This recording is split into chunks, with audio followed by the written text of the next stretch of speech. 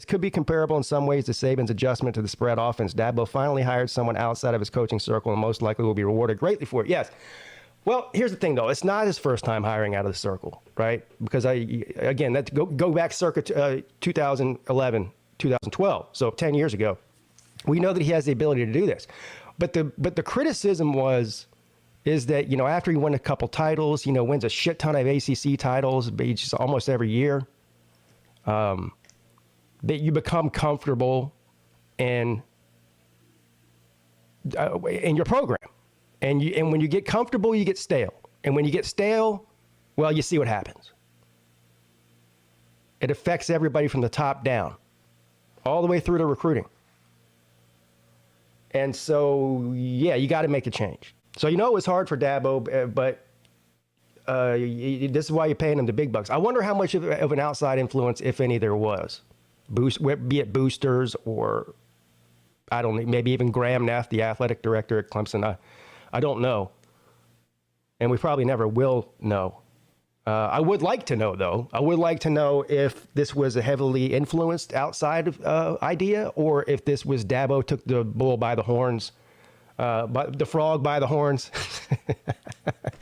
and pulled the trigger himself. You know what I mean? I'd like to know. Anybody who's out there looking for an offensive coordinator, you better go up and get him now, because he's not going to be available for very long. TCU is just not a big school. They don't have enough money to be paying coordinators $2 and $3 million a year. They just don't have it.